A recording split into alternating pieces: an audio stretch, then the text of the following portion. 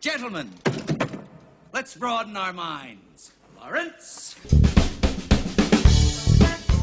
Happy Memorial Day. Happy belated Memorial Day. How you guys doing? How'd you enjoy your long weekend? Good. I didn't. Yeah, you were pretty much dying. I was. Correct. Okay. How was that? What's it like? It was terrible, and Really? it was awful. True. Are you one of those people who gets like sick with the when summer comes around just because of the pollen and stuff? I pretty much have a schedule for when I get sick. Okay. I've kind of started to pick up on it. I get sick in like the end of the fall, beginning of the summer, the end of the summer. So it's a really lovely little cycle I have. So. Bruh. I get sick like once a year, and it just sort of happens. It's like, oh, it's that time of year again. And it's worse because like when I get sick, my life shuts down for like pretty much further notice. And it kind of sucks. You just watch a lot of movies. Well, like, what was your go-to sick movie? I watched 3 of the Scream movies and Superbad yesterday. Gosh. That's a lot of productivity for somebody who's That's kind of a nearing oblivion, but okay, that's cool. tone shift. But we did take Memorial Day off and all that good stuff. Well, you guys might have. I was working, but that's neither here nor there.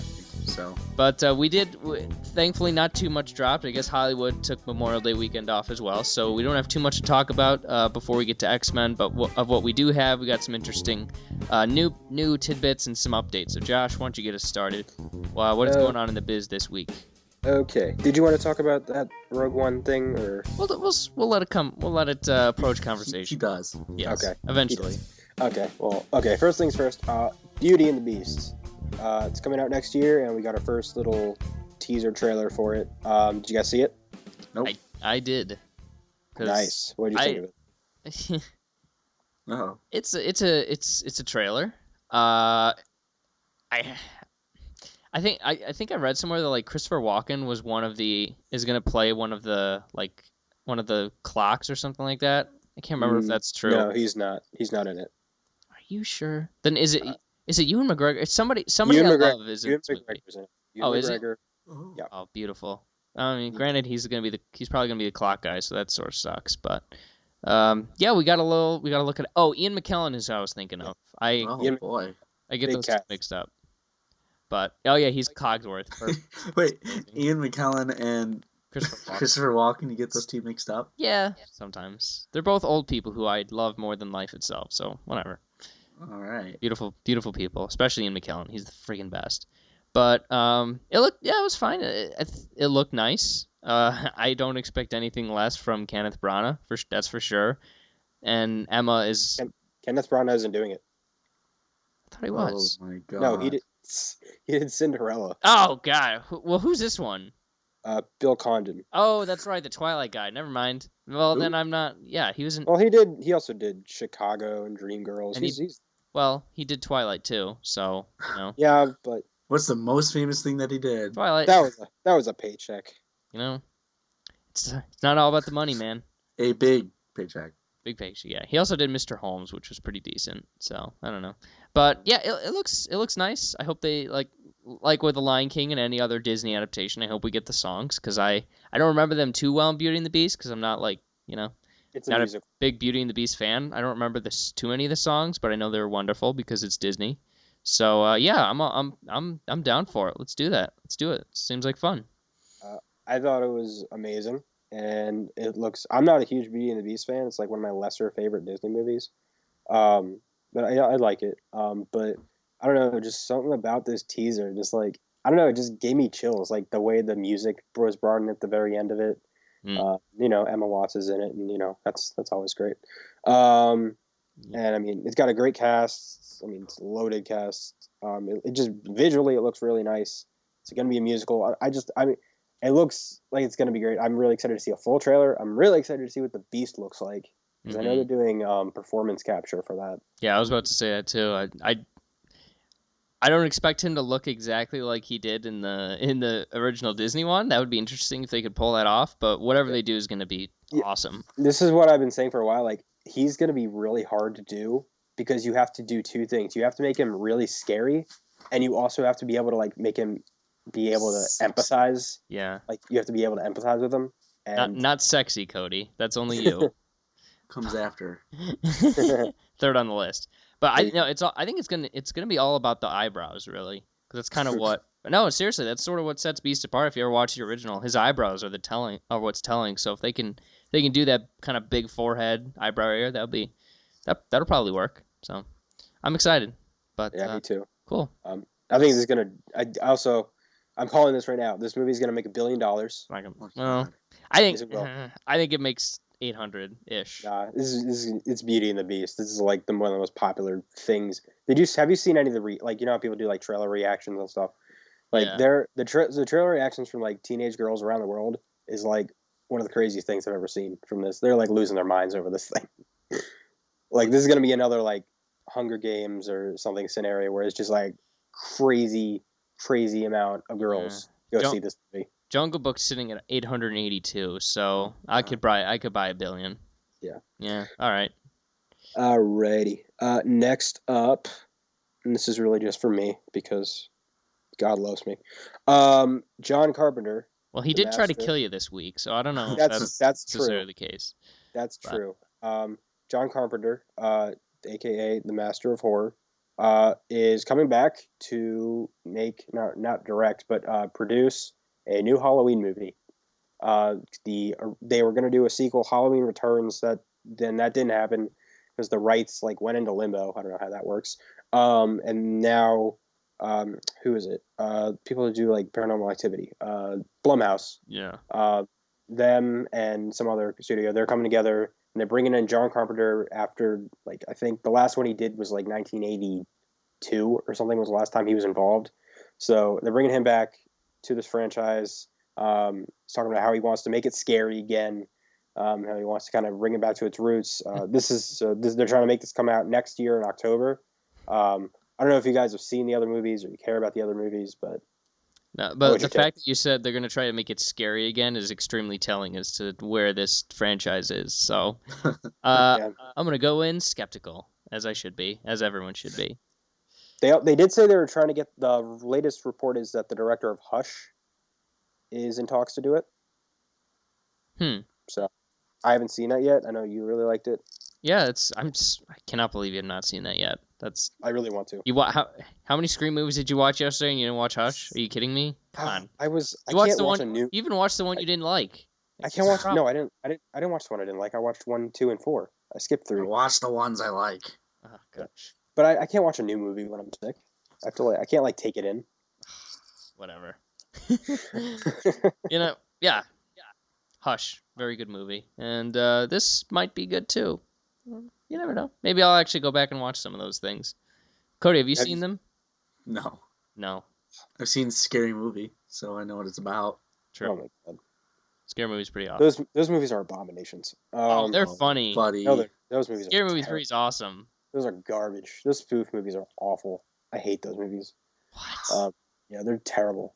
Especially Scary Movie. They're just garbage. Like it's just, hey, let's take the plot of Scream and just throw in some funny cameos from other horror movies. But and it's make sex jokes. This is spoof, man. Yeah, spoof. A good spoof movie is like from like Mel Brooks or that's more of a satire than a spoof movie. Those are spoof movies. Yeah, they're satire. Those are spoofing the genre. Satire is like Cabin in the Woods. Oh, okay, I can see your argument. All right. But like, just like, well, I won't go into that. But I mean, in regards to this, I'm really excited. This is my favorite horror franchise like ever.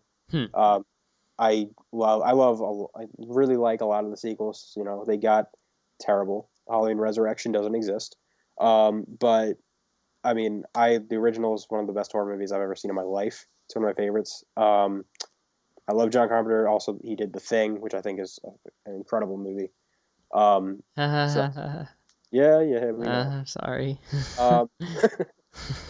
But yeah, I'm really glad he's coming back. I have a lot of faith this one's going to be good, a nice return to form. And even if it's not, I got a new Halloween movie, and it's not directed by Rob Zombie. So what was the last movie he did that you liked? Who? That Carpenter did, yeah. I don't know. I don't think I've seen too many of his movies, just the ones I have seen. Yeah, that's what I'm worried about, because here's his output since the year 2000. Ghosts of Mars in 2001, The Ward in 2010, and then Halloween in 2017 or 18. So, I mean, that's him as the director. Yeah, I know, but that's... I mean, he's just here to, like, kind of give his input and be a producer and kind of keep things in line while a new director kind of takes charge. Yeah, that's fine. It's if you're out of the game for too long, I mean, 9 years is a long time. Yeah, the last Halloween movie he did was great. Yeah, okay, all right. I'll take your word for it. I don't know as well as you do, so maybe it'll be great. You never know. All right, let's move on. Okay. Next up, we have... Okay, so we're going to going into Mason's world, James Bond. Like we said last week, Daniel Craig isn't coming back, and now Sam Mendes is not coming. Again, nothing's been confirmed. Oh, buddy. Jesus Christ. I know I'm at that stage. Nothing's been confirmed. He's in denial. He's in denial. You know, I'm just saying. I know we're like there. I know we can see the finish line of the announcement that Craig is out, but there's still a chance that something could happen. Still a chance. Well, I hope it happens for you, buddy. So you're telling me there's a chance from Dumb and Dumber. That's me. That's been me for the last 3 weeks. But yeah, it's one of the pieces of news is not a surprise at all, and that's the one that you'd mentioned, Josh, about how Sam Mendes is gone. That's not a surprise. He's been gone for a while. He isn't. I'm fine with that. I'm fine with him leaving. I thought he was gonna come back for 2 more after Skyfall. No, that's Craig. I'm talking about the director, Sam Mendes. Oh yeah, that's what I mean. I thought Sam Mendes was signed on for 2 more after Skyfall. No, just Craig. Okay. Yeah, Sam Mendes is not gonna be around for that long. But I'm fine with that because that's what they do, and he's done 2 movies that I really liked, loved even. So that's not a big surprise, and I'm all for somebody else getting a shot at it. Craig, on the other hand, like we said, he's got a deal signed. His pen, his name's on a piece of paper saying he's going to do more Bond movies, which is why I think something still might happen. Oh, he did. I mean, they made him an offer. No, he signed. It doesn't sound like it. No, he signed on like a couple of years ago. He signed on for I think 1 more after this, something like that. I guess the deal changed then. Well, I mean, I'm sure there's an opt-out, because if he says, I don't want to do this anymore, then they're going to have to, okay, I guess you don't have to do this anymore. Catch you later, buddy. Yeah, see ya. But the news, some of the news we got this week was about new Bonds. Jamie Bell was the first one we got word of. Mm-hmm. So what do you guys think about that? I like it. I like Jamie Bell, so. Cody, thoughts? He doesn't seem like a James Bond to me. Yeah, me too. He's too scrawny. Maybe that's because he was next to Chris Evans in Snowpiercer or something like that. Yeah, but that and the only other movie that I've actually seen him in was Jumper. Yeah. And I like what was Jumper. The other one? King Kong. Oh boy. And I couldn't even remember his character by the end of that movie. Yeah, he doesn't really have a leading man quality to him, I don't think. I mean, I like him as an actor just like you, Josh, but just I don't know. To me, he doesn't jump out as somebody who can be the center of a movie, I mean, technically he did lead Tintin, even though that was an animated character. I never saw that, so I can't comment. He was really good. Yeah. Craig was in that too, funny enough. Was he? But yeah. Didn't know that. I don't know. When I look at him, I don't see a movie star, and I want to see a movie star, unfortunately. But that brings us to the next one, who, I mean, some publications even anointed as Bond, and that's Tom Hiddleston. I'm still indifferent. I like him as an actor though, so. Yeah, me too. I think it's I'm never this guy, but it's a really safe choice. Because let's be real, we've seen he can carry a role. You've seen people love him.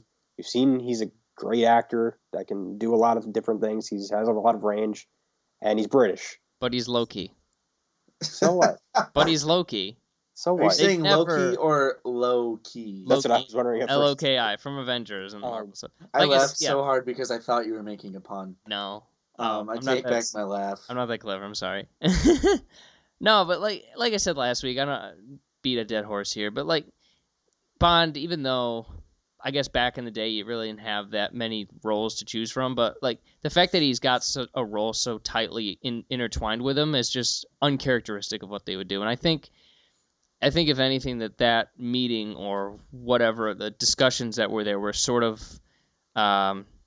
just maybe respectful, be like, hey, we know that you've talked about this in the past, and that you're this big name and people love you. So we're gonna talk to you just out of courtesy, and then make our actual decision. That's what it seemed like to me. Because, like I said, I know like Barbara Broccoli. She's the one who's pulling the strings. She's been around since the '80s, so she's had her hand in picking 3 different Bonds. Oh gosh. So I don't know. Here's what they need to do. Yeah. Just give it back to Connery. Let's go full circle. The return of Bond. With the high-waisted pants, let's end pants. this thing on a high note. Golly, that was horrible. That'd be horrible. Do you think this franchise is ever gonna like end, or is it just gonna go forever and ever and ever? Well, not as long as they keep making money, then they'll go. I mean, there's no artistic like license. There's no recurring story. It's just, hey, let's get a new one. You know. Spectre was like successful, right? Oh yeah, Spectre was huge. Pretty good. Budget was a little big, but it still took in $900 million. What? Connery's 85, by the way. So. Oh, easy. He's got this. Gosh. He is so old. He's really old. He hasn't acted since League of Extraordinary Gentlemen either, so. Well, who can blame him? All right. Well, what's next? Okay. Next up, kind of small, but just a little casting. Jeff Bridges is joining Kingsman 2, The Golden Circle. I don't know what role he's playing. I'll check, but it's Jeff Bridges. He's an American. Great. Yeah, he's an American character. What do you guys think about this? Are you excited about Jeff Bridges? Yeah, I love Jeff Bridges. Yeah, I love him. He's great. Nice. I think that with this, it kind of confirms in my head at least that they're pushing this away from an action movie and way more towards a comedy. Like there's obviously still gonna be action in here, but like I don't know, when I read this cast, I think like, oh, this is gonna be a straight up comedy with action stuff in it, which is not bad. No, that's not bad. I'm all for that. If the comedy is why Kingsman 1 worked so well. Yeah. And I'm picturing in my head what Jeff Bridges is, and I can't help but think. I hope he's just the dude. Straight up. No, but I keep getting the image of Colonel Sanders in my head for some reason. Like, I don't know. Like the tie and everything. I don't know. It could be cool. But trust that guy. He looks like he owns slaves. Gosh. What's that from? That I don't know. I think it's from a YouTube video I watched, but okay. I was about to say, I was like, damn, that'd be good if it was yours, but no, it's not. Unfortunately, not funny enough for that. Anything else, Josh? Because yeah, there's one more thing. Or was it? Oh, Doc Savage. Yeah, there is. Whoever that is. Yeah. Do you guys know who Doc Savage is? He's the bad guy for somebody, isn't he? No. I don't know. Isn't he Fred Savage's dad? I'm sorry. I like that you go to Fred as your Savage, not Ben. Well, Ben sucks. I hate Corey? Ben Savage. Yeah, Ben Savage is the worst. I hate his hair. Really? But really? He's Corey. Yeah, he's Corey. I know, and he kissed that one girl towards the end of the show when he broke it. Like he cheated on Topanga. The butthole. They didn't kiss. How dare he cheat on Topanga? I took that personally. Wait, the one with Linda Cardellini in it? Yeah. Oh, she was cute. Yeah, cheated on Topanga. No, they didn't. He didn't kiss her. They just talked all night. No, they cheated.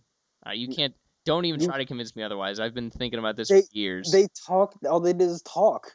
And then Corey had second thoughts, but he didn't do anything about it. I heard the S sound. I thought that was going in a different direction. That would be a very boy meets something else. No, that's basically what it's about. Disney Channel goes hard. That would be something else. How old was he when that happened? He was like, that was like 17. Yeah, boy meets sexual harassment lawsuit. Boy meets high profile local trial. I don't know, like that. But no, yeah, Anyways, that was so good. Where were we here? Doc Savage. Doc Savage. Doc Savage. That was a good train, though. I like that. That's good. I liked how that evolved. Yeah, he's gonna be played by The Rock, because apparently The Rock now has clones, and he can be everywhere at any time and can play 30 roles a year. Guess who's not mad about that? But Doc Savage is a white guy, so. Ooh, they're blackwashing or Samoan washing. They're orcaing. I mean, I don't know anything about this character. All I know is that Shane Black is writing and directing it. Oh, all right. Well, So okay. that lowered my expectations a little That bit. is kind of a you know he scary. did The Nice Guys, right? Well, yeah, but remember the last time we tried to write and direct a Big budget at Trent Pole? Yeah, it was awesome. No, it wasn't. No, it's not. Yeah, it was. Get It out. was one of the best Marvel movies that there is. Oh, calm your fucking. Oh. Our last 20 episodes have been explicit, so I don't know why you're biting your tongue here. Like, Okay, good. Oh my god. but anyways, Docs, yeah, I don't know where that was going. That's why I stopped. It seems like it's, like the pulp magazines and stuff. It's kind of like an Indiana Jones-ish sort of deal. From what I understand. It's given The Rock his own leading franchise, which I'm amazed he doesn't have yet. So well, I don't know. He kind of becomes the lead of his franchises in a way. he becomes the savior, not the lead. He's doing like the no DC thing or denying whatever. that he was the best part of the newest Fast and Furious movie.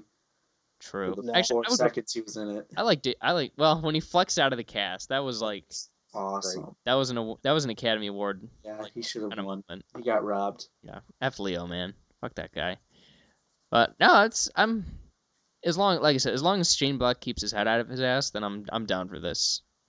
But You don't want the villain to pretend to be someone else? No, I don't. I want the. I want him to tell a story instead of playing with the audience just for the sake of playing with the audience. I like having fun. That's not fun. That's frustrating.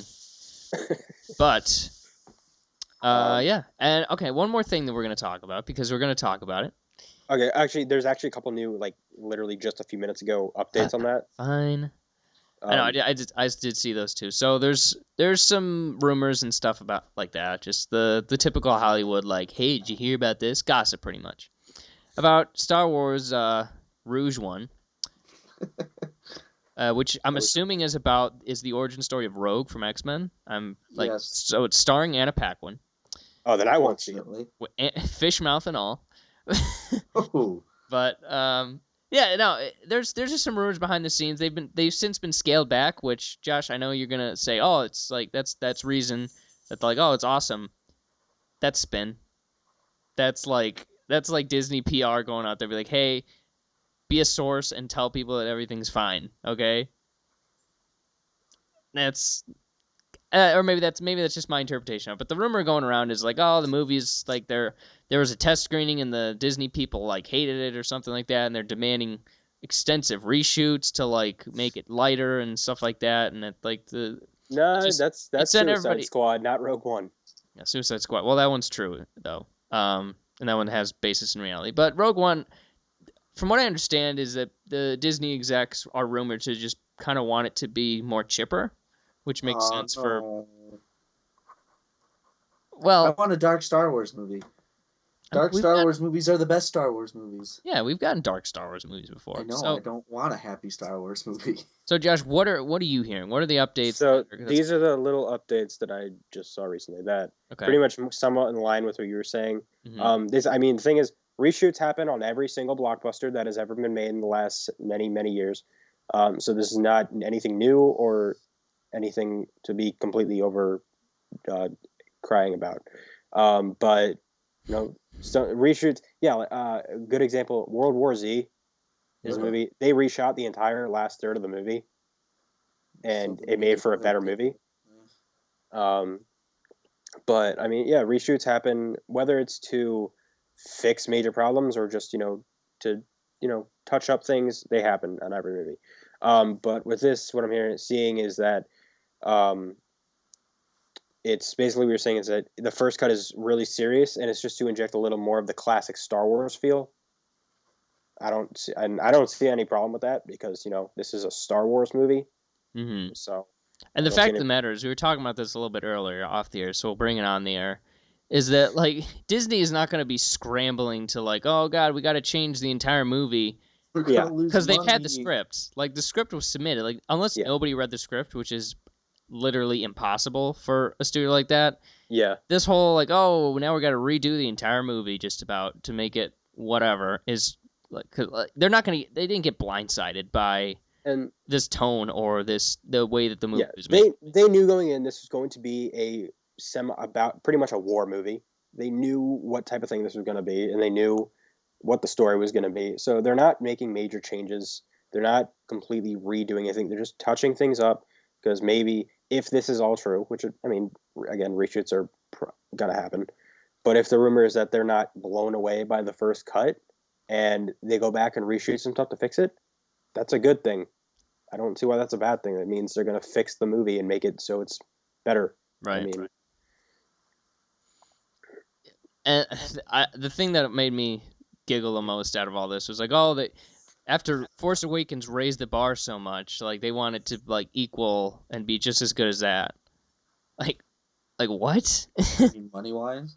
No, like quality wise. Wait, that's another thing I said. It's like it's like no shit. You're gonna want to make your movie as awesome as every other movie. Like I just don't understand that. The one report I saw, it was like they're underwhelmed because it's not as good as the Force Awakens. I'm like, first of all, I doubt that's true. That's subjective. And if that is true, why does it need to be as good as the Force Awakens? The Force Awakens was awesome. Just make a good movie. Like, why does it have to be the greatest? Why does it have to be as good as the Force Awakens?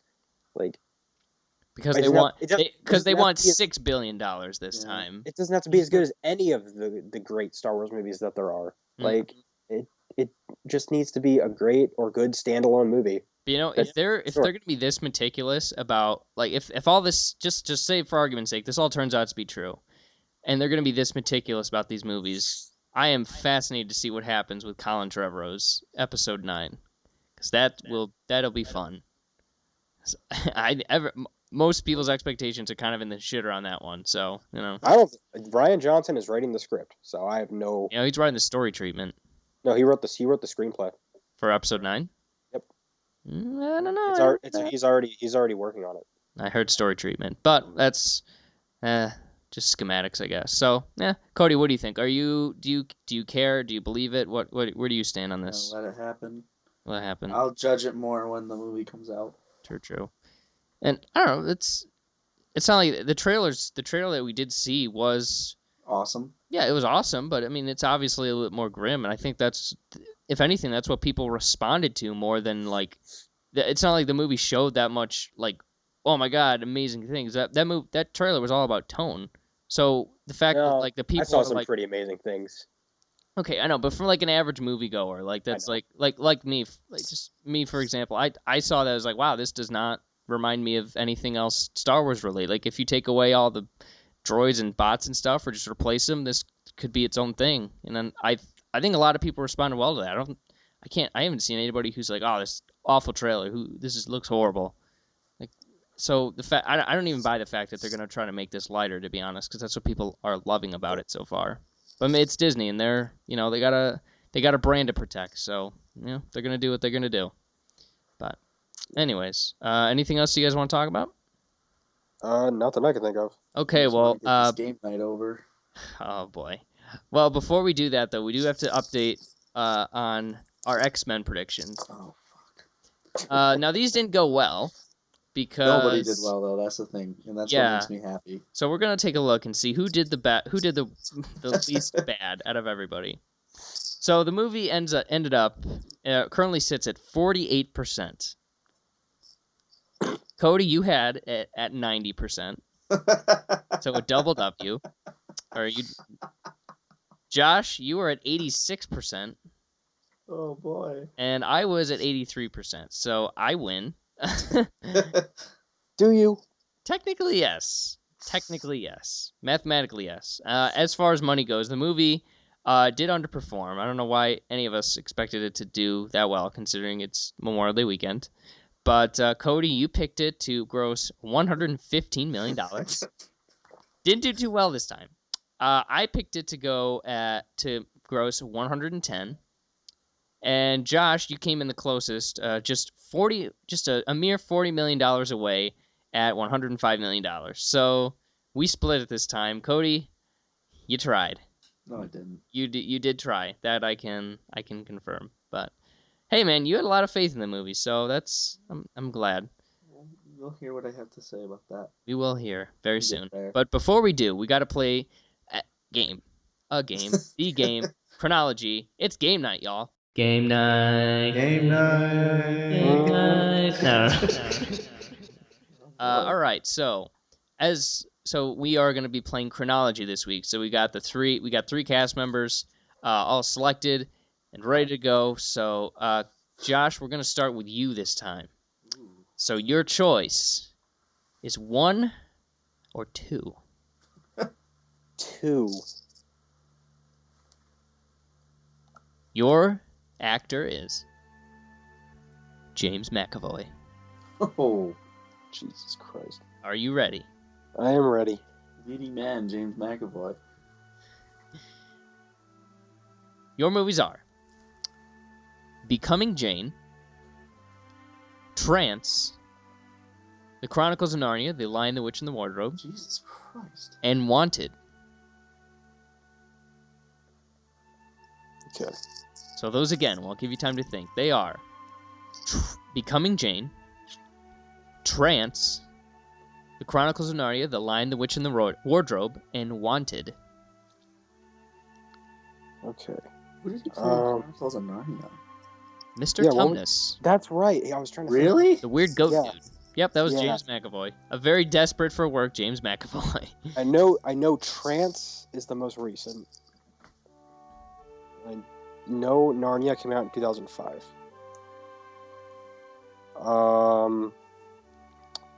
Or do you? I think I do. Are you? Um, We'll find out soon enough. I'm gonna say Narnia came out first. Just gotta figure out. It's either Wanted and Becoming Jane. I'm trying to figure out which one. Oof. It's pretty much just a guess for me. Wanted. They sounded like 2007 movies for some reason. That sounds like a George Bush movie to me. I don't know. That movie definitely came out during the presidency of Ronald Reagan. I can just tell by the title. I'm gonna say Wrinkly Mass Murderer, the movie. Oh, buddy. I'm You sorry. have some thoughts about Reagan, don't you? He's a mess. Anyways, Josh, say I'm gonna get a Becoming. final answer. So It's gonna be Narnia first, then Becoming Jane, and then Wanted, and whatever the other one was, because that came out recent. Trance, right? yes, Okay, yeah, that's the order. that's your final answer. Yeah, that's my final answer. You are correct. Oh, boy. Oh, thank God.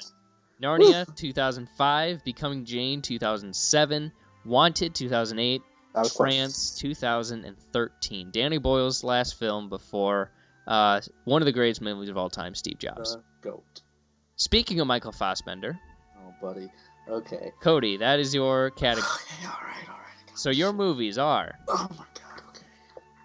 Prometheus, Jonah Hex, A Dangerous Method, The fuck? and Slow West.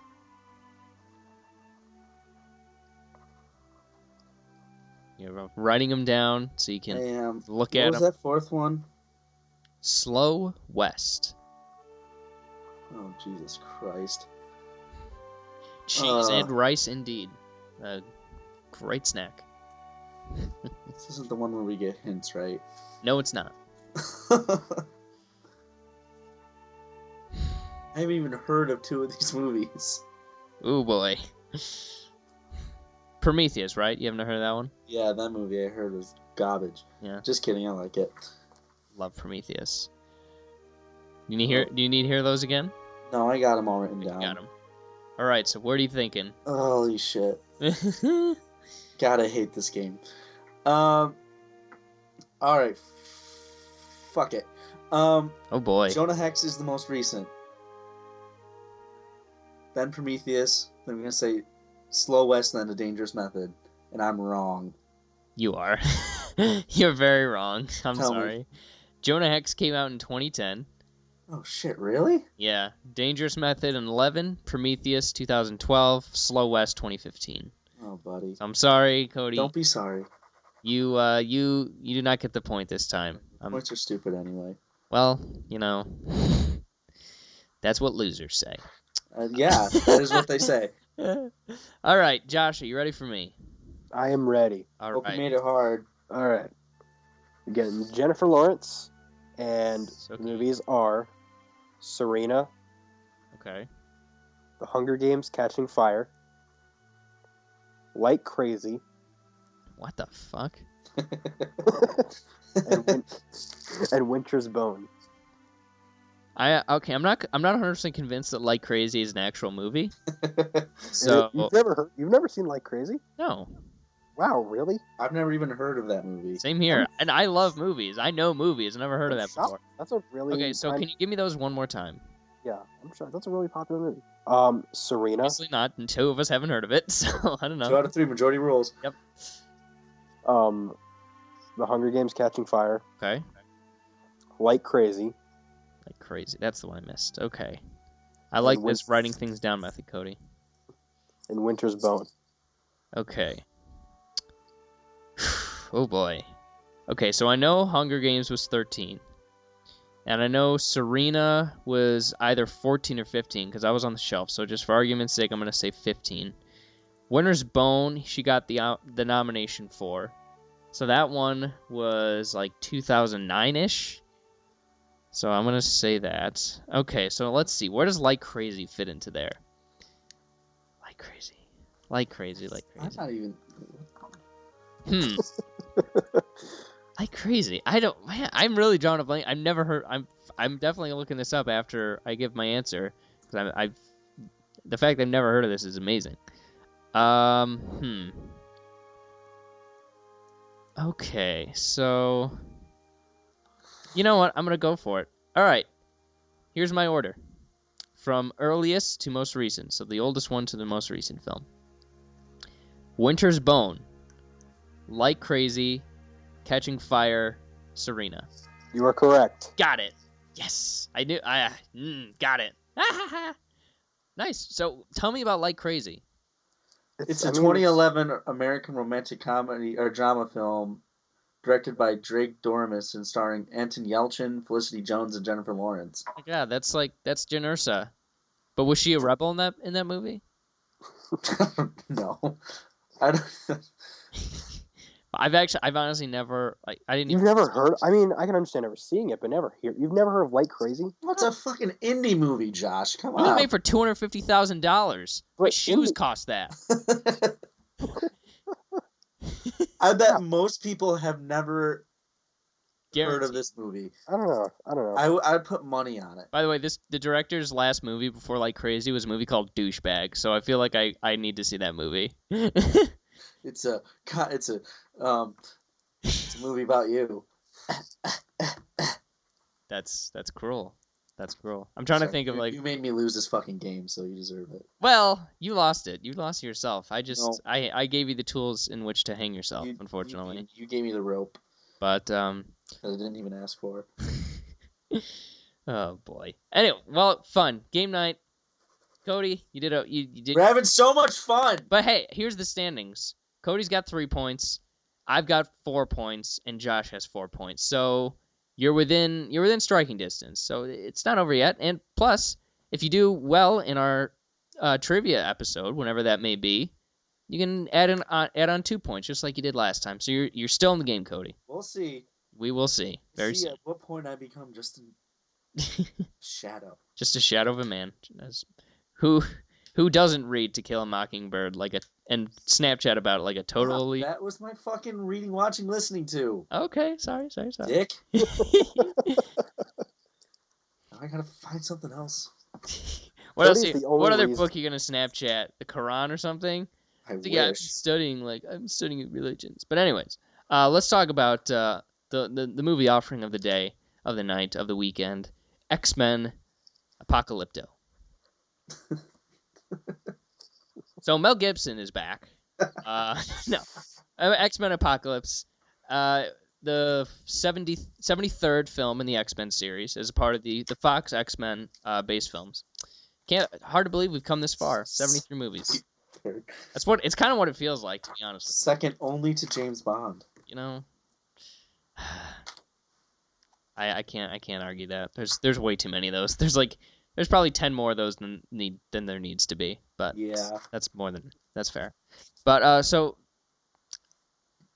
Memorial Day weekend, as it always is every couple of years, is X-Men weekend. So we've had this circled on the calendar for a long time. And before we dig into this movie, let's take a few minutes and just talk about the X-Men movies, just in a general sense of all of them. So, Josh, I'm going to start with you. So, from X-Men 2000, just give us a brief summary of every movie up until Apocalypse. Okay. X-Men, the first one. I think it's a great movie. Really, really fun movie. A little dated, but it's a really great movie. Without this movie, the genre would not exist or be what it is today. Spider-Man may have been one of the first, but this movie came before it, and it was the reason that movie got made. Mm-hmm. So, yeah, without the first X-Men, superhero movies would not be a thing, and it was great. Bryan Singer did a great job. X2 blows the first one out of the water. It's one of my favorite superhero movies of all time.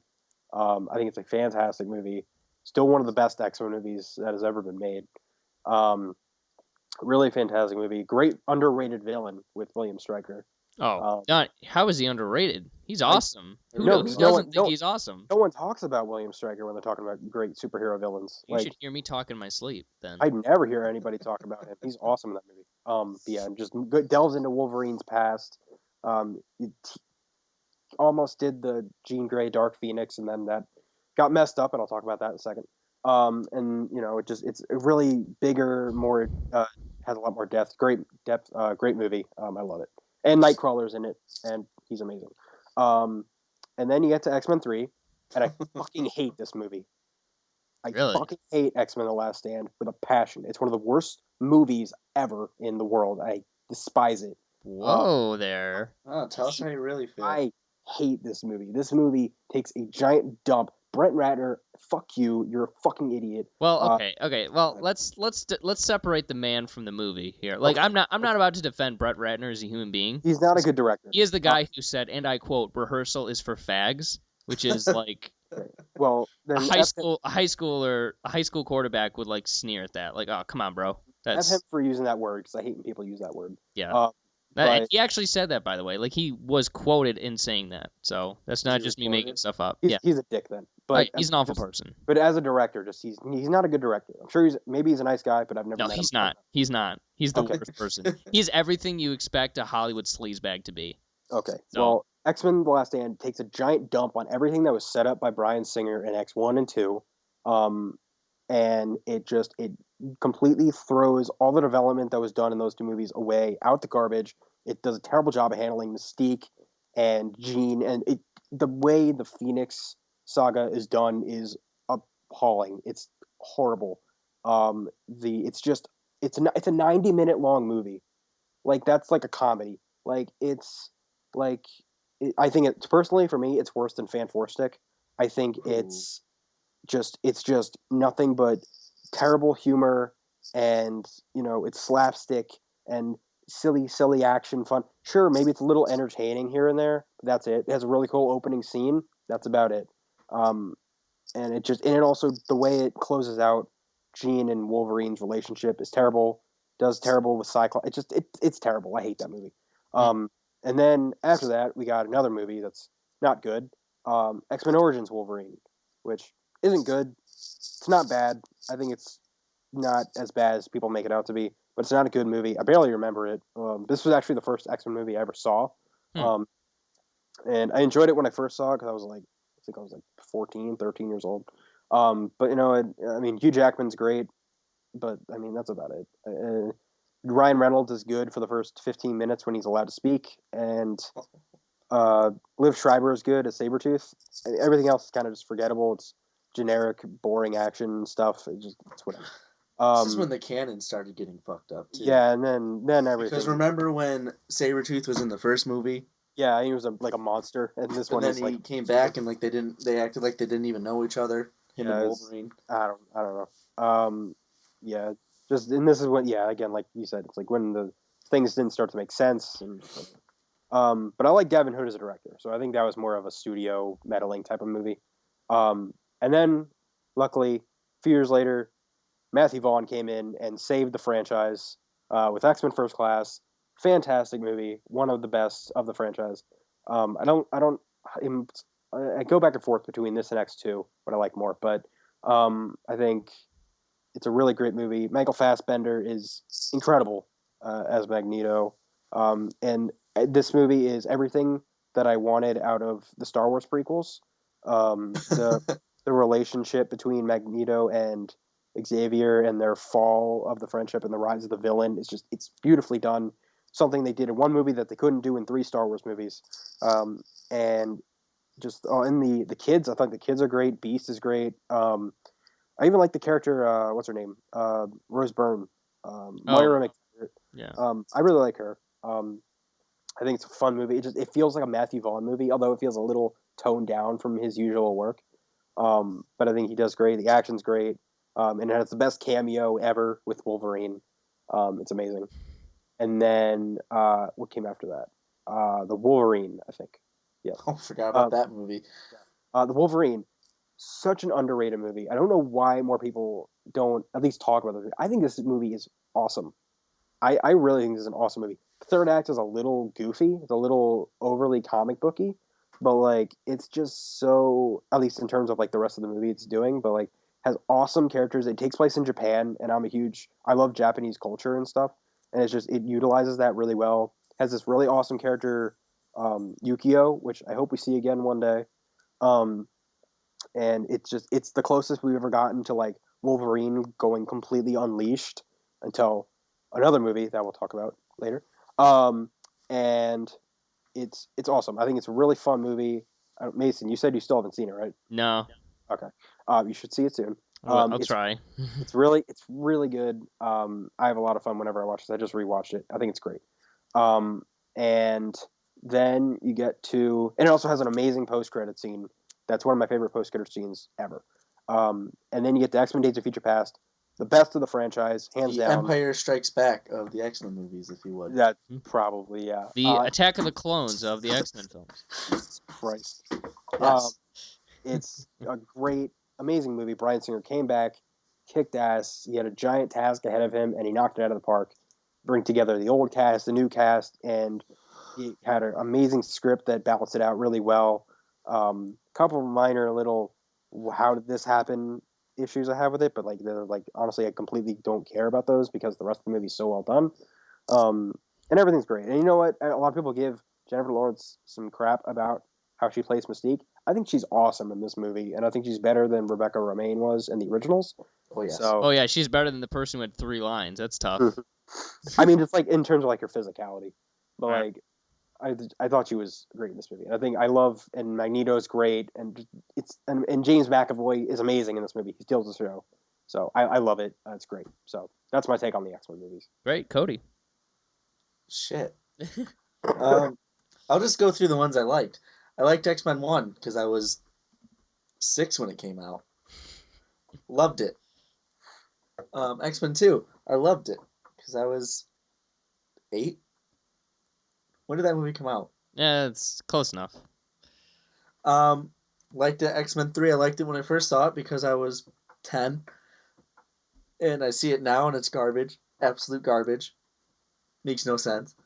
X-Men Origins is garbage. Absolute garbage. Makes no sense. Not necessary. They ruined Deadpool. What came after that one? Was it First Class? Yes. The Wolverine. But you said you didn't see that? Wolverine, I saw it. Forgot Okay. it because it was a boring movie. Oh. And sorry, Josh. I did not like it. And it was just Great. weird. It was so weird. What did you like And about it? it wasn't consistent from the end of that movie to Days of Future Past. I thought it was. Was it more or less consistent than Tony giving up Iron Man at the end of Iron Man 3 and then being Iron Man again in Ultron? Basically, the Sorry, same I had to amount. do that. Mason, do you mind if I spoil this? Because Spoil what? the end of the Wolverine. Oh, I don't care. So he gets his claws chopped off. Right? I'm not wrong. Really? He has them in Days of Future Past. Well, isn't that like a long time, much like way longer? Like No, it doesn't later? go back though. It's like 10 years later. Okay. Huh. That's Well, interesting. So what? Where's it's like the consistency? Yeah, but he's The also, Wolverine should be a completely separate entity then. to be in Days of Future Past. How does Xavier come back to life? That's a good question that they should have answered too. Yeah, but again, it's just a little tiny. Sure, it's a little inconsistency. That shouldn't ruin a movie. Well, to be fair, Patrick Stewart coming back to life is not a tiny inconsistency. Plus, it's his powers. I mean, I don't know. But anyways, what else? Yeah, that movie doesn't do it for me. Fair. First Class, I love it. Love that movie. I love it like a child. And you can tell I really like Days of Future Past. It's the best X-Men movie ever made. Mm-hmm. Still. And we'll get to Apocalypse in a minute. Great. So as for me, I kind of agree with Josh on a lot of points, especially early on, except for one. I like X-Men just fine, but it is the cheese factor just kind of always gets to me, and it's a little awkward in spots. So that's the one that I've definitely seen the least. I've seen that maybe once or twice, which that's fine. X2 I love, as just like everybody else says. It's miles above X-Men. It works on every level. I can't think of anything I don't like about the movie. It tones down the cheese and ups the kind of the badassery, and just the characters just go in really cool places. And I think is that the movie where Wolverine goes with those kids to their house and then, like the government shows up? That I've always loved that scene. It's great. Awesome. Have you tried just not being a mutant? Like the movie. I mean, the movie came out in like the early 2000s, and it did so much about like just homosexuality, really, and like that's what these movies kind of do. Is they more latch onto the big issue that's being debated, and they throw mutants in there. They tell a big story with in a fantastical superhero big actiony way, and like in First Class, for instance, I'm skipping ahead a little bit, but there's Beast at one point says, "Well, they didn't ask, so I didn't tell." It's like that's perfect. That's exactly what people are talking about, and that makes the movie that much better. And I've always loved X2. That's a fabulous movie. X3, I've seen it once, and I think I've seen bits and pieces of it here and there, but I've seen it once all the way through. I don't remember being that offended by it. Maybe it's just my memory or something like that. But I thought like Magneto, for instance, was cool, and the final battle was pretty cool. And I don't know. I guess I'd have to go back to revisit it. But as it stands, I think it's a pretty good movie. I don't know. Nothing jumps out at me as being bad about it. And it's written by Zach Penn and Simon Kinberg, who do much of this stuff. So I don't like Zach Penn. Okay, that's all right. Well, maybe that's a conversation for another day. But maybe I'll rewatch it sometime just to refresh my memory. But I don't remember hating it. I thought it was pretty good. Obviously not as close. It's a huge step down from X2, but what wouldn't be, to be honest. So moving ahead, with all the bad press that X-Men Origins Wolverine gets, I never saw the point in watching it. It's like, yeah, that doesn't seem like it's going to be a good investment. It doesn't exist technically anymore. So okay, that's good. That's why I love Days of Future Past so much. They had the balls to reset their entire canon, and I love that. Might come back to bit him, but we'll talk about that. And then Wolverine, like I said, never really got around to. Maybe I will. But I don't think I'm really missing out too much. You can take it or leave it. Yeah. X-Men First Class is amazing. Like it's I would say for Matthew Vaughn, I kind of felt bad for him because you could tell that he wanted to do way more than he ended up doing, but he couldn't. So I kind of was like, well, maybe next time, Matt. But he sort of got that out of his system with Kingsman. I think it's a great movie. It's very similar to the Bryan Singer stuff. It's very those movies, they work together really well. The special effects are kind of they're not that good. When I rewatched it recently, which is probably my only critique that I have for the movie. Everything else is just like it's great. I mean, Fassbender special. We'll get into this later, but he's just that's a top 5 comic book movie performance as a character. Just throughout all these movies, he's just so damn good. And Days of Future Past, it's the second movie, so it's kind of awesome. And by the way, First Class, an origin story that I like. Go figure. I actually Oh, yeah. I love that one. I don't like those, but that one's You see, awesome. that movie doesn't really seem like an origin story. It seems more like a Yeah, team-up the movie. origin story sort of sneaks up on you. It's like, Yeah, it's good. oh, damn it, they're laying seeds of the relationship. Then yeah, like right at the end, it's like, oh, Yeah, I forgot that he was supposed to be in a wheelchair. they ease into it. They don't like, hey, here's my origin, like Deadpool or Dark Knight, or not Dark Knight or Batman Begins. It's like, hey, here's my origin, guys. Look. Here's a I'm Wikipedia originating. article and Look at me. told over the course of 2.5 hours. It's Let's like, go. damn it. 4 comic panels. Yeah, Jesus. Ugh. But no, yeah, that like I said, this one so subtly just does the origins, and it's just so clever and so well done. Days of Future Past is I just rewatched it this week to prepare for Apocalypse. It's incredible. You can't tell me anything. You nobody can convince me otherwise. To be honest, I don't like. I would love to talk to somebody who's like, hey, I don't like that movie. Because I just don't understand it. You can't not love that movie. I don't think I've ever met anyone who dislikes this movie. It's got to be, and if they do, they're just saying it to be jerks. They're just trying to be contrarian. So exactly, they're trying to pull a Mason. But great. So now we're all caught up. One other point I just had to make. Okay. What's her name? Anna Paquin as Rogue. I hate her. Just had to throw that out there. Okay. Oh, I have nothing else. I just did you watch the Rogue cut? I didn't yet. I really wanted to. I didn't get to watch it yet. I want to see it too, but I don't want to buy it. Yeah, me too. Do you have a digital copy? I'll take dibs on that. I didn't I? No, I gave you a digital copy of something else. No, that thing probably ran out by now. Those cheap bastards. But all right, so we're at Apocalypse, and Cody, I'm gonna start with you because you were the one who was, I feel like, the most passionate about the trailers. So, what are your thoughts on X-Men Apocalypse? What did I say about the trailer? You said the most recent one looked. Oh, it was garbage. Yeah, because it was. Okay. And it was not indicative of the movie at all, because I really like this movie. Okay. The Rotten Tomato scores are ridiculous on this. I don't know why they're so low. It does not deserve to be that low. Mm-hmm. I love this movie. Love is a strong word. I really like this movie. I had so much fun watching it. I love all the characters. Even the ones that show up for one scene. You know who I'm talking about. It's just, I had fun. Oscar Isaac as Apocalypse was so great. He was so over the top. I loved hearing him talk. I would watch a whole movie of him just going around talking to people. My child, what are you doing? You're squandering your powers. Let me take you back to fucking Auschwitz. Just no, I had a lot of fun watching this movie, and at the end it was just great. I had lots of fun, and I kind of want to see it again. Okay, Josh. So I just had to say this first before my thoughts on the movie. Like I said, I've been sick all weekend. This is the first time. Today is the first day since like Friday night that I've left my house.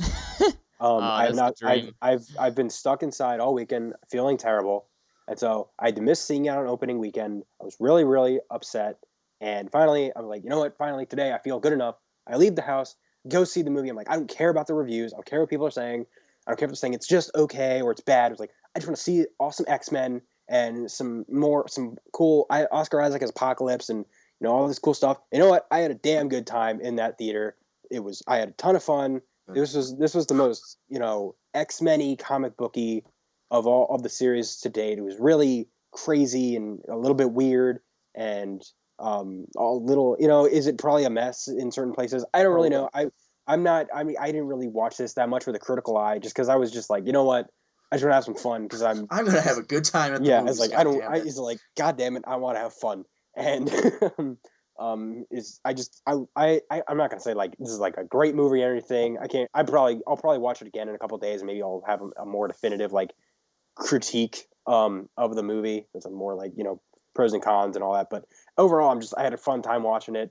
Awesome stuff. The performances are great, even though I think J-Law was kind of phoning it in a little bit. Oh, absolutely. She looked like she was really bored. But other than that, I thought it was really fun. The characters were done well. I love the new characters. I think the new Jean and Scott and Nightcrawler and Storm are all awesome. The action scenes are fun. Apocalypse is cool, even though he's kind of boring.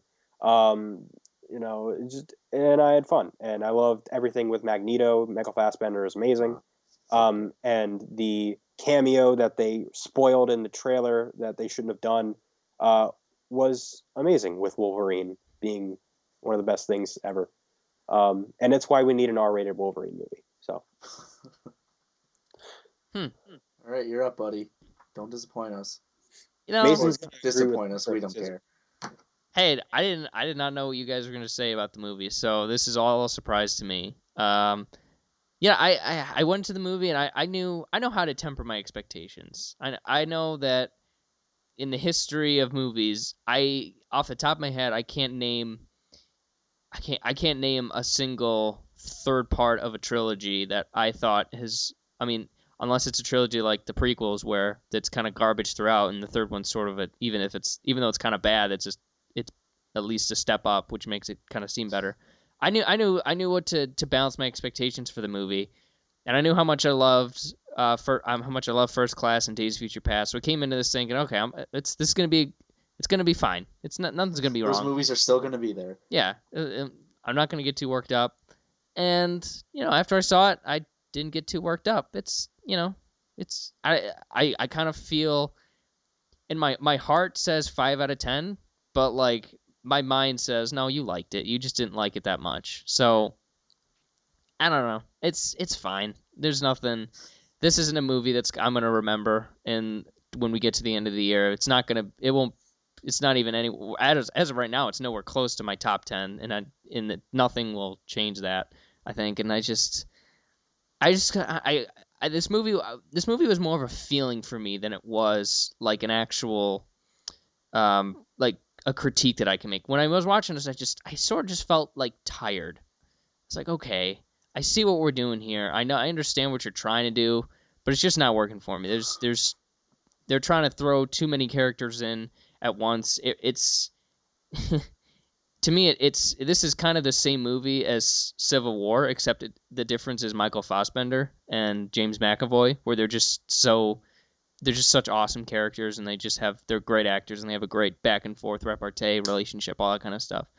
But it just didn't work for me. I mean, I liked it, just like I said, because of Fassbender. But it's, to be honest, I know you're gonna hate me for this, Josh, but of all the X-Men movies that I've seen, it's definitely my least favorite. I would really, yeah. I need to watch X3 again. Yeah, maybe I'll feel different, but as of right now, it was more of a letdown than I expected it to be, I guess. So let's dig deeper into the movie. We'll start with the title, Apocalypse. What did you guys think of just of the performance of the character, of all that stuff? Break it down for me. With Apocalypse? Yeah, Cody, we'll start with you. I loved him. Mm-hmm. Even though his motivations were kind of boring, like you said, Josh. I loved hearing him talk, like I said earlier. He could narrate everything in my life, and I'd be happy, because he would make such a big deal out of it. And he would feel so entitled to have the right to narrate my life for me. And I'm so okay with it. I'm imagining you at Target, just like buying stuff, and you just have a little Apocalypse on. And he will buy this T-shirt. My son, why aren't you buying this T-shirt? You deserve both. In their decadence, they sell them for store-brand microwavable popcorn, but we'll buy a better one. Our name brand. Nice, good teamwork there. But yeah, you loved Apocalypse. You liked him. I liked him as a villain. I like Magneto better as a villain, but. Well, only only the Joker can top Magneto as a villain, to be honest. Because Magneto kind of has reasons for being a villain, especially in this movie. And Fassbender, and Michael Fassbender, because it's perfect. Exactly. Josh, what do you think of Apocalypse? I mean, you could say I think it was probably like a waste of Oscar Isaac's talent. But the villain. There's really not much to the Apocalypse character that I know of. I don't know him as well as other people, but he's fine. He's just he wants to rule the world. That's all he wants. And that's cool. You could have he's kind of menacing, and his powers are really cool. but he gets he's just kind of boring. There's nothing interesting about him. Do you think that he should have been taller? Yes. Because Oscar Isaac's kind of short. He was like just as tall as any of his horsemen. I think Fassbender was even taller than him. Yeah, I think so too. Yeah, Isaac's listed as a generous 5'9", and as somebody who's 5'9", I can relate. Are you a generous 5'9" or an actual 5'9"? Yeah, I'm probably generous. But he's way more handsome than I will ever be, so. He's perfect, man. Pretty much. He's right underneath Fassbender and Paul Rudd. Whoa. Sorry. Now take off your Poe Dameron goggles for a second. No, I agree. He's anybody who eats Cheetos with a chopstick is Bay material. All right, what else? What else you get? Who was talking? I can't remember. Cody, yeah, Josh. What else? I mean, yeah, he was menacing, but he was fine. And I also think the horsemen were kind of underused until the end of the movie, where that was really cool. What else? Just again, Magneto. I'd probably say I'd say Wolverine's the best part of the movie. I would disagree. I'm a Wolverine fanatic, so that's probably something to do with it. But other than I'll get to that in a minute. But Magneto, the scene with him in the forest, was fantastic. I actually thought that was a really great scene. It was cool and really cool. They gave him a wife and daughter, had him try to live a normal life for those 10 years. Like, that was cool. Yes, but I wish they found a way to set it up in Days of Future Past.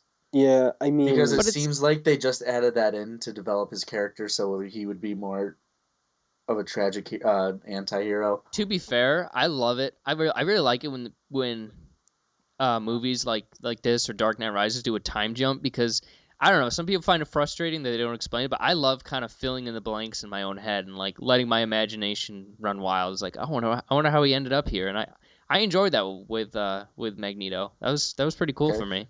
That's fair. Yeah, that's a fair point. But for me with Apocalypse, Josh, I agree with what you said, but much more intensely is that this is a huge waste of Oscar Isaac's time. Because, I mean, as great of an actor as he is, he's kind of like monotone, and the costume is kind of silly, and he sort of gets lost in it. Where when I think of this movie, I'm not going to think of it as an Oscar Isaac movie, because he sort of blends into his role.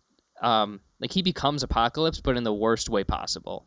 Like, it's just, I don't know. I felt nothing for this guy. Yeah, I mean, the effects they did of like when he erased people was, and wasted them was pretty cool. Or, like, he melted people into the walls, or he just sort of kind of disintegrated that one guy. That was cool and stuff. Didn't make sense why he didn't just do that all the time, but that's a movie that's a common movie trope, so whatever. But I just like, if you're gonna use Oscar Isaac, that's cool, but like, give him something to do. Give him an interesting, meaty role, and not just this kind of this sort of just boring one note kind of villain. If I was his agent, I would ask for double the money, because like, my guy just spent however many months on this to kind of do nothing, and that didn't really help out his career. I mean, nobody's gonna. I mean, as many people that love Star Wars, I mean, I doubt half of them are gonna be able to recognize that that's Oscar Isaac. To be honest. Like, okay, so let's pretend for a second. Mm-hmm. We had somebody else play Apocalypse. I don't know. I mean, you could have put any actor in the role. Exactly. Yeah. So, say we did that. Would you still be as disappointed in Apocalypse if it wasn't Oscar Isaac? I mean, probably. I guess not, since we all know how awesome he is. Yeah. I literally just rewatched Ex Machina, and that's an amazing performance. And I've seen Star Wars 6 times, and that's a great performance. What can be described, or Ex Machina has what can be described as the greatest cinematic scene of all time. Possibly the dancing with him scene. Dancing fits that. Works with any song. It's great. It does. Did you watch that link, right? Of course. But yeah, no, I'd probably be a little bit more forgiving if, I don't know, like, if it was Jamie Bell, I'd be like, okay, whatever. They should have given it. That would look weird, but fine. But you have to. I do take into consideration that if you don't use an actor's talents in a movie where somebody like Michael Fassbender is able to showcase. I mean, he's one of the best actors working. Steve Jobs proved that. He's able to do like 8/10 of his acting ability in like a big superhero movie, which I think is awesome. And Oscar Isaac, they give him like 3/10 maybe. It's like, okay, here's the highest you can get because of how we've written and we've designed this character in this role.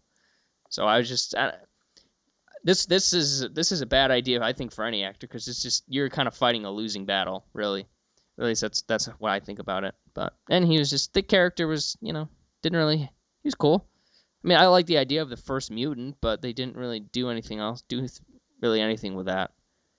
I'm just like kind of like most of the movie, I'm just indifferent towards it. But since you did bring it up, Josh, let's talk about some of the other performances, like from the cast in general.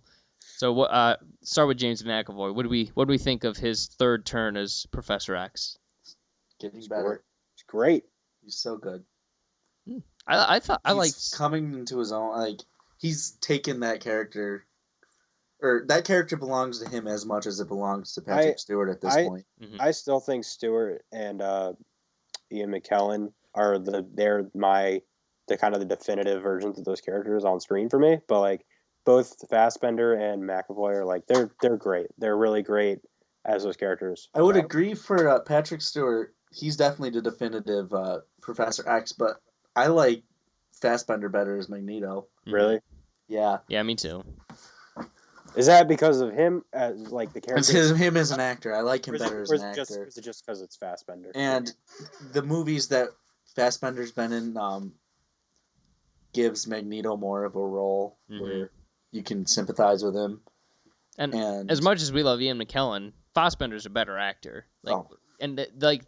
Just the intensity he brings, and he just kind of switches it on. Like that scene in First Class when he finds the two Nazis. He goes from charming to like stab the guy in the neck or in the hand and all that kind of stuff. Like the guy, he turns on a dime, and that works perfectly with Magneto because he's seconds away from just wrecking stuff. Cause like the scene in Apocalypse, right after his daughter and wife died in the single most unfortunate arrow accidentally letting go. Yeah. That was a bit too perfect of a shot, but it's a movie. Him going from not believing what he's seeing to just devastation and then to pure anger just in 3 seconds. Yeah. It's so good. Like that scene, to be honest, that scene, I know everybody's talking about the Force scene, and I happen to completely agree. That's if that scene was toned down or if just it wasn't there or done in that kind of way, I would have flat out disliked this movie. But just for how great that was and how great he played it, that's what pushed me over the edge. Like, okay, I can say I like this movie confidently. Because of that scene. To be honest, like when he after they die and after he kills all those guys with a necklace and he's just in a Marvel movie, that's where it cuts. But in an X-Men movie, that's where he looks up to the sky and yells at God. Is this what I am? Is this what I'm destined to be? Like the guy doesn't want to be evil, but just like the universe is working against him. The universe took his mom. The universe, like just circumstances beyond his control, like killed his parents. They kind of they inadvertently caused a rift between him and his best friend, and it killed his family. Like I said, a Marvel scene cuts there, and just Fassbender and X-Men in general, they take it one step further to mean more than just to be more of like philosophical without kind of jamming your throat into it. Like this guy, he's broken. Like he is just shattered in two. He realized you can definitely see that. Like he wears that on his sleeve in that scene where he goes back to the steel mill and he's like, I'm gonna kill these guys. And then Apocalypse walks and he goes, "Who are you? I'm gonna kill these dudes." Yeah, like he knows, he's like, this is just what I'm destined to be, and he just sort of takes it by the shoulders and says, "Well, fine. I guess if you want me to be evil, then I'll be evil." Like that's the guy. He just keeps trying to fight it, and I like that scene was just perfect. I loved it. So, man, that was worth the price of admission, to be honest. And talking about acting chops at the same time, you have James McAvoy Like, that forest scene is Fassbender's standout, but that scene in Cerebro Yeah. where Apocalypse takes over McAvoy's mind, Right. you can see his facial expressions in that scene are amazing Mm-hmm. because you have confusion to fear, Right. then to just feeling such power, and then to envy. It's beautiful. Yeah, It's a great scene. I've always been a little bit lower on McAvoy just because I feel like he gets overshadowed. Like, just for me personally, I know a lot of people disagree, and that's fine because I can see where they're coming from. But I feel like he gets overshadowed too much with Fassbender, where he kind of always hits very good for me, and he gets close to, like, for instance, the airplane scene from Days of Future Past, where I thought he was incredible in that scene. no, yeah, no, McAvoy was good, and he brought it, but then Fassbender with every move that he makes, Fassbender kind of doubles up on him and has that scene where he goes a Banshee and all those guys like that. I don't know, I just feel like they're kind of in a tug of war, and as much as McAvoy too bad for gains McAvoy ground, that half of his scenes are just him going back and forth with Michael Fassbender. he's gonna lose that battle every time. But when he's on his own, I love him. But like I said, they're in a tug of war, and every time that McAvoy, pulls up a little bit and pulls Fassbender the other way, he slips in the mud, and Fassbender just rears back on him with a scene like the forest or the airplane scene. Like, that's just. I love him, but he looks worse in comparison to Fassbender. 99.99% of actors would, so whatever. But let's talk about Jennifer Lawrence real quick. Josh, you mentioned this earlier, so I want to hear your full thoughts. Okay. Some people, for some reason, some people hate Jennifer Lawrence nowadays. I don't know why. And some people really don't like her as Mystique. I think up to this point, she's been great. I think she was just kind of okay in this. I think she was holding it in 100%. Yeah, it really just felt like she was like, yeah, I don't care about being here. Can I just, do my thing and go home and get my check? You know what I mean? It's just like she doesn't want to do it anymore. You can. But at the same time, she says in interviews like, no, I can keep doing more. I love doing these. It doesn't seem like it. Show it. Have some fun when you're making these movies. Yeah. Like, you can tell, especially out of the whole cast, James McAvoy is having a blast playing his role. You know what I think? This movie would have helped. I think it would have helped this movie to kill her. Because in First Class, you obviously see her relationship with Charles. Like, that's one of the big things. And their relationship is a big part of the movie. Days of Future Past works because she's kind of behind everything. And it's very clever because, like, her DNA, and it makes sense too, her DNA is what leads to the Sentinels. And this one, I mean, let's be honest here, her power is kind of useless. I mean, absolutely. Other than she can impersonate people fine, but other than that, she's like, she's pretty much just Black Widow, where she can fight, but compared to everybody else, she's just sort of a buzzkill.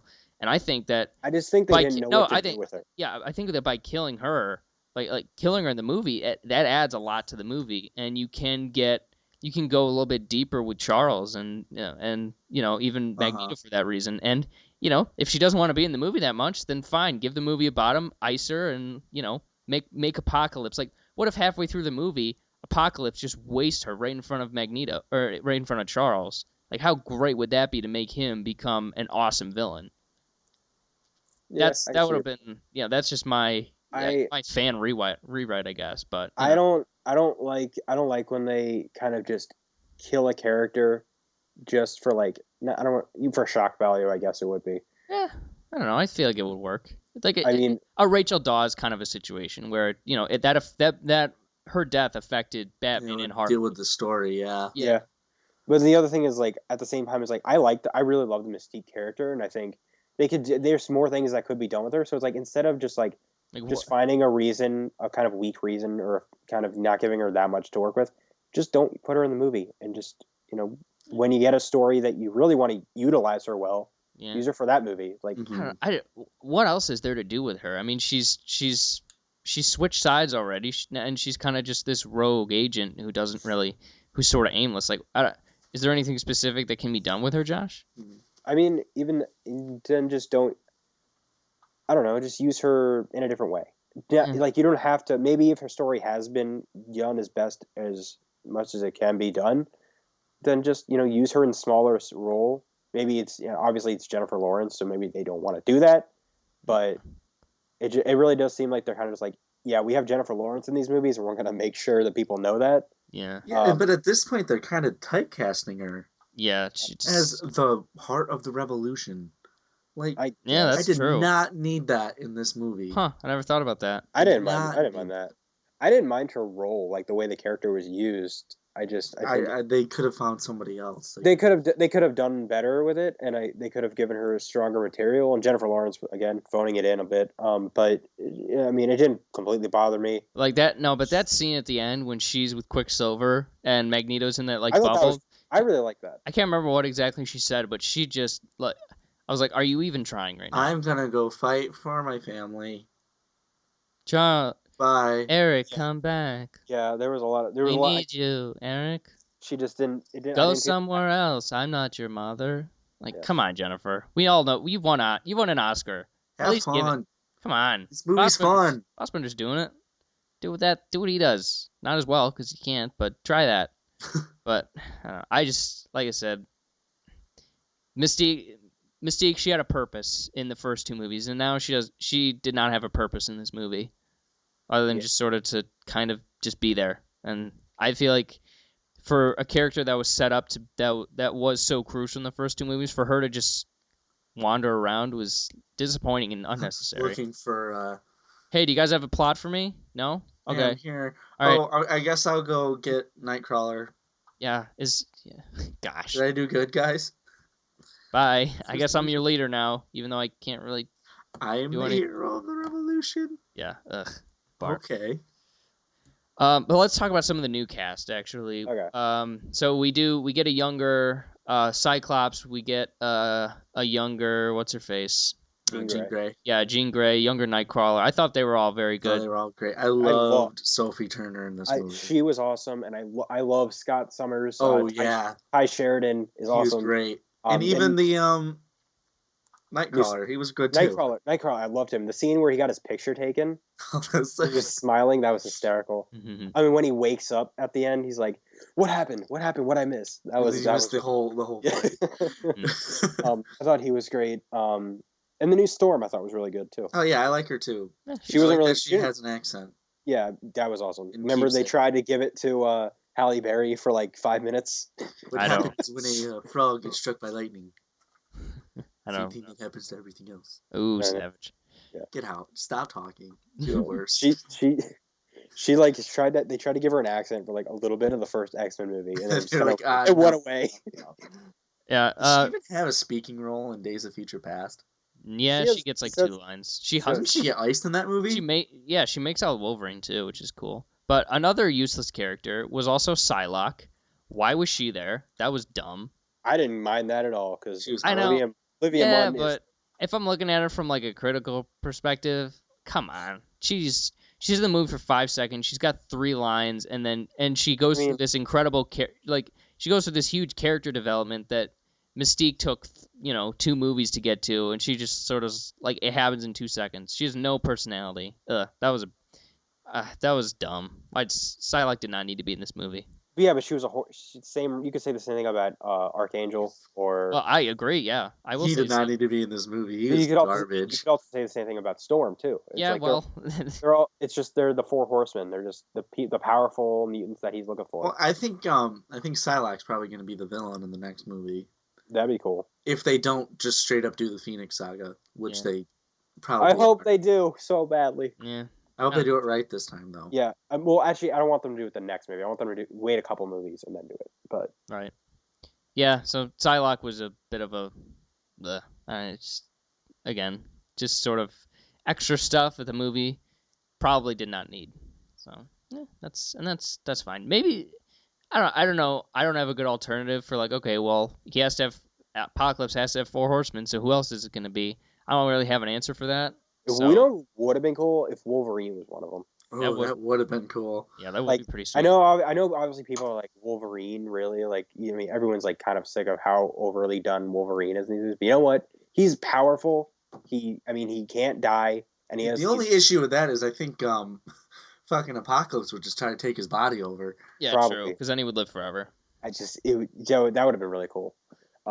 Which, wait, can he do that? Because didn't Oscar Isaac have the same Yeah. healing factor? Yes. Mm-hmm. So he's going to live forever no matter what, but the metal skeleton might help. Right. Yeah. Cool. So what else do you guys want to talk about? What's pressing on your minds? Well, I guess we just mentioned it. Wolverine. Yeah. The Wolverine scene. Oh my god, I lost my mind. That was the coolest thing ever. And seeing Wolverine look like a friggin' animal with the hair and everything and stabbing people left and right, blood going everywhere. That got me. Honestly, that was the most excited. That was probably some of the most minutes I've spent excited in a theater all year. I was sitting there just like losing my mind. I was like, oh my god, this is Wolverine I've always wanted. Now, as somebody who only knows movie Wolverine, I love Hugh Jackman and I like seeing Hugh Jackman act. So that was kind of bummed that we didn't get. I thought he would be I didn't know he would be animal Wolverine. I thought that it'd be more oh hey guys kind of a deal. I don't know why. Hey, remember me?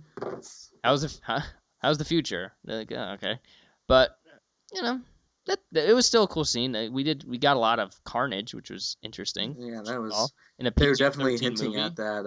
Yeah, It got me so excited for the Wolverine, the final Wolverine movie. I'm gonna miss him so much in this role. How people can get that excited for just kind of over the top blood and guts and gore is beyond me. But hey, if you have a good time, then have a good time. Cody, what'd you think of the Wolverine scene? It was all right. Yeah.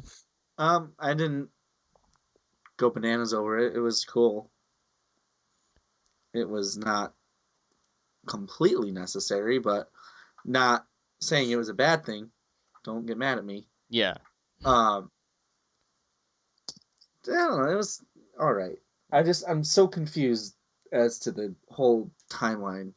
Yeah, and the fact that they went from 60s to 70s to 80s over the course of 5 real years doesn't help them very much. Yeah, it's jumping around in time is kind of. So Magneto's 50 now? Is that right? Okay, but he still looks okay. But he's Michael Fassbender. Yeah, I kind of ignore that stuff. I get that they're doing these crazy things, but yeah, it hasn't bothered me yet. I don't really think about that stuff when I'm watching the movie. I'm focused on character development like that too much. But maybe it'll be a problem when we're in X-Men 6 and the guys are supposed to be 70 years old or something. So I don't know. We'll probably switch back to The original. Sorry, Patrick Stewart. I forgot their names. And Ian McKellen at that point, if they're both still alive when we're doing that. Yeah, God forbid, knock on wood. Hello, come in. Okay. Sorry, I'm trash. Okay, so Quicksilver scene. Let's talk about that. Awesome. Oh my god. So good, so good, so good. I still like the first one more, but this one was really. This one was pretty. This was funny. The first one, I bet you like the first one more because it was the first time you've ever seen anything like that. I thought that one was just funnier. I don't know. I enjoyed that one more than I enjoyed this one because I think it's because I was expecting this one. Exactly. And that came out of fucking nowhere in the first one, or in Days of Future Past. But when that song started playing, that was fun. It was so good. Oh my god. And it kind of ends on a sour note. He's like, "Oh no, I got everybody out." He's and like, he didn't though. No, you didn't. It's like, oh, okay. Ooh. And they did do it a couple more times with Quicksilver doing his thing, so that was kind of cool. But yeah, it was a great sequence. I thought it was amazing. Just the second when everything slowed down, I was like, wait, what? And then you just see him walk. You just see him walk up the street, and you're like, with a Twinkie. Oh, here we go. But yeah, I feel like this one might have been too big. Whereas I liked it in the last one where he was just going out through the room and you could see him interacting with all this stuff, and he would he made it so that guy punched himself in the face and he moved the bullets. This one he was just kind of grabbing people and throwing them and saving them. I like the first one more, I guess. So which one do you guys like more? I like this one more. Oh, okay. Boy. I don't know. That's a really great question. Can I just say I like them both? Nope, you got to pick. Fuck you. Sorry. Damn, son. Probably the Apocalypse one. Wow. Huh. I said, I think a couple weeks ago when we were talking about something, I said I liked the Aaron Taylor Johnson Quicksilver more. I take that back because since then I at that point the last time I saw Days of Future Past was in the theater, so I'd since rewatched it And yeah, I was wrong. That's ridiculous. Evan Peters' Quicksilver is amazing. I was gonna fight you. I seriously was. Way better. So much better. Oh my god. Because this one's actually funny and has a personality. And did something. Exactly, and it did something that, except die. That Quicksilver's got it on him. That's for sure. Yeah. So, anything else you guys want to cover? We just talk about Wolverine more. All right, I think it's time for a grade. Josh, we'll start with you. I'm gonna go like 8.5. Okay. I'm gonna go. I'll go 6.5. I liked it, but not that much. I'm gonna give it an 8. Okay, so solid on the board. Good stuff. So y'all liked it. Yeah, to varying degrees, as always. Watching, reading, listening to. Cody, start with you. Well, you got mine already. Sorry. For the first time in my life, I'm reading To Kill a Mockingbird. And there's no reason that this book should be so good. But I love it. You're not audiobooking it, though, which is No, I'm actually reading it. I actually read every once in a while. Huh. I'm also I'm listening to an audiobook of The Great Gatsby. Wow, you pretentious asshole. Great Gatsby's a great book. I know, it's awesome. I know it probably wasn't that great when you were skimming over it in 10th grade. No, actually, my class never read it. Really? No, we read Macbeth. It was awesome. Oh, I also read Macbeth. I read Macbeth in 11th grade, though. Maybe was I in a special education class? I'm not sure. I don't know. I was in a normal. No, it's narrated by Jake Gyllenhaal. What? And he's really good. Okay, but what? Jake Gyllenhaal? I mean, I love him, but what? Should have been like Tobey Maguire or Christopher Walken. Oh, he would suck as a narrator. Oscar Isaac. There you go. Christopher Walken, he would be amazing. What are you talking about? No, he wouldn't. He would be all over the place. I mean, it would be distracting, but it would be great. He'd be like, oh shit, I got nothing. Tom. Tom Buchanan, it's me, Jay Gatsby. You see that green lighthouse? What's that all about? Hey. Where's Daisy? Baby. You know, that kind of stuff. Yeah, nice. So you enjoying it? Yeah. Are you gonna read the newer one that Harper Lee had beaten out of her by a nursing home attendant? I don't know. I haven't decided yet.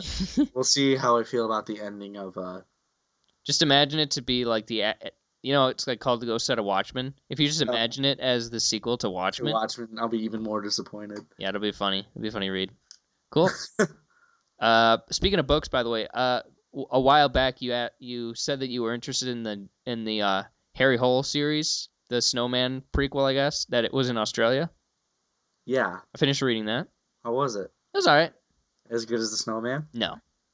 Not even close. But that's the one that was in Australia that they kept referencing? Yeah. It's okay.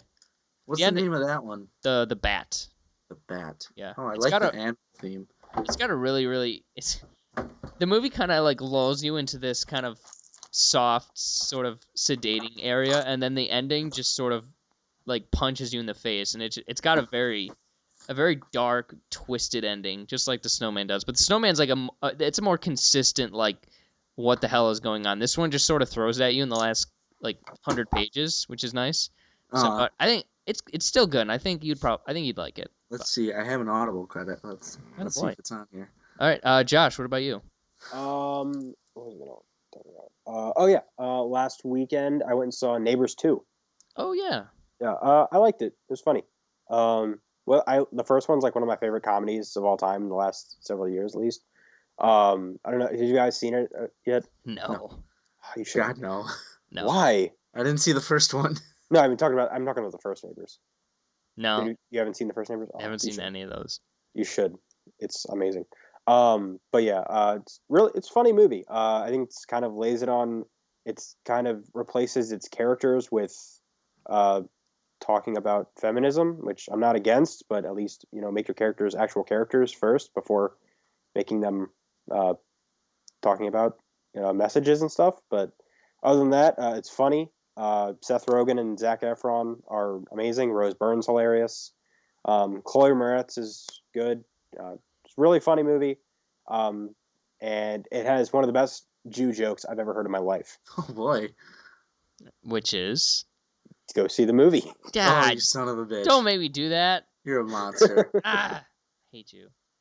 All right. Well, I watched a few movies I want to talk about. First, I rewatched two of the Godfather movies, Part 1 and Part 2.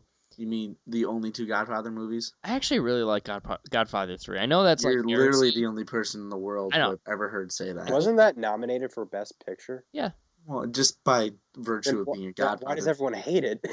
I don't know. I think it's fine. I remember I've seen that like two or three times. I think I enjoy it because I love movies about the Catholic Church for some reason. Like anything with like Rome and Italy and all that kind of stuff. I sort of just eat up, and the movie's got a lot of that, and it's very. I don't know. It's just I enjoy the movie. I understand I'm in the minority, but that's okay. But I made it a point this time to like figure out which Godfather movie I like more. And after rewatching it, it's Godfather 1. It's Really? that blows it out of the park. Like Godfather 2, man. That origin story though, don't give a damn. Especially with somebody like Vito Corleone, where he's just this. Like I said earlier with X-Men, I just love filling in the blanks in my own head. Oh, so you didn't like in the Godfather 2? Yeah, I know. Those were good. Those were good sequences. They were fine, but I just didn't need them. To be honest, I fast forwarded through those. I'm not afraid to admit it. That's just me. Here's my question. Yeah. Give yourself a year, we'll say. Will you ever attempt the Godfather epic? Oh, absolutely. I really want to do that. That sounds awesome. What is that? It's they play both Godfather movies in a row, but they edit it so it's chronological. Oh. So have you seen either of those movies? I've never seen the movie, so I have no idea. So in The Godfather 2, they have flashbacks about how Marlon Brando's character from the first movie became. Don't spoil anything. No, that's all I'm saying. That's all okay, it is. Okay. So it starts with those sequences from The Godfather 2, then goes into The Godfather 1, and finishes the story for Godfather 2. Okay. It's like 7.5 hours long. I would watch the shit out of that. Two movies are 7.5 hours. Those movies are 3.5 hours each. Oh my god! No, the first one's like a 250, and the second one's 325. So it's Lord of the Rings. Oh my god! Yeah, but it's better.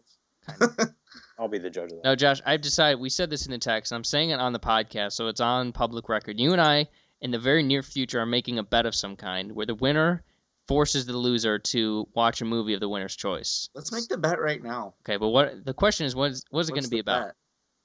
I don't know. Let's think. So it's got to be something soon. I want our audience to be. You know what? How about let's do this? When does Independence Day come out? 29th. Okay, that's too far. All right. So Finding Dory. Let's do one for Finding Dory. That comes out the 17th. Okay. Okay, that's 2 weeks. So what do you want to bet? Do you want to bet Rotten Tomatoes or box office? I don't think we're not going to do predictions for that one. I mean, it's a Pixar movie. We all know it's going to do well. What do you get? I'll bet you it is under 90%. Holy shit. I'll take that bet. Okay, we got a bet going. All right, and then awesome. This is gonna be fun.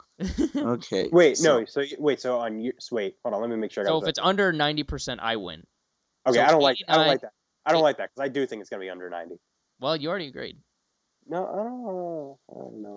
Okay. Do you want to take it back? I do. You pussy. It's not gonna hit 90. Okay, I'm writing it down. Okay, fine. Right Then now. I'll go. Then we'll switch. I say it's over 90%. So it's 90% or higher. How about that? Holy shit. Okay. Okay, fine. There you go.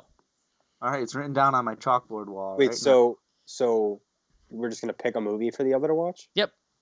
All right. And mine's gonna be The Godfather. Do So you know your movie yet? Oh, so my loss is watching a movie that I've been planning to watch anyway. Yeah. Okay. let me Just think need about to that watch one. it now, though. Let me think about that one again. I can live with this. We'll get back. We'll get back to you on the choices. Award-winning or Academy Award nominee Batman Forever. Oh my god. Batman Forever 40 times before the next episode. How about this? By next week, we both have to choose a movie for the other. Okay. Agreed. There we go.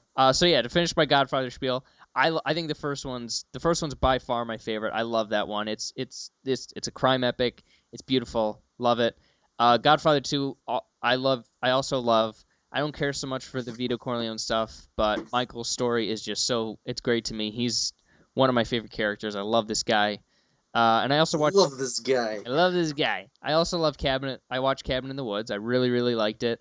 Nice. Was that your first time seeing it? Yes, it was. Oh, I love that movie. Felt like the movie didn't, at least for my interest level. Maybe this would be different if I just walked into the theater and seen it, whatever, without knowing anything about it. But I found myself so interested with what was going on. Just so no spoilers here.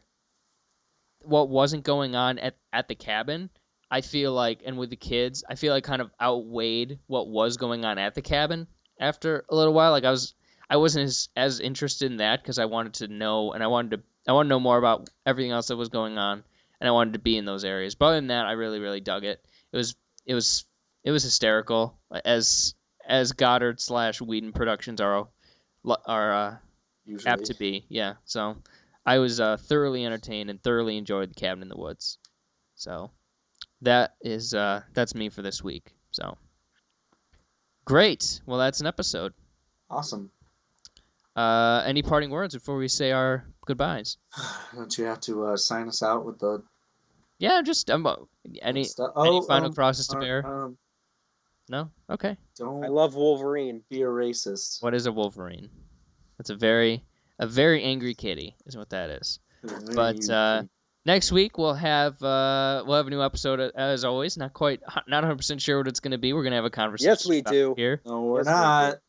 But until then, you can follow us at _RealFlix on Twitter. Send us an email at realflixpodcast@gmail.com and leave us an iTunes review. It helps. What do you like? What don't you like? What can you improve on? What's your favorite color? What's your favorite? What's the best breakfast cereal? Who's the best president of the United States? Ronald Reagan. But we'll talk to you guys next week. Take it easy. Au revoir. Bye. Auf Wiedersehen.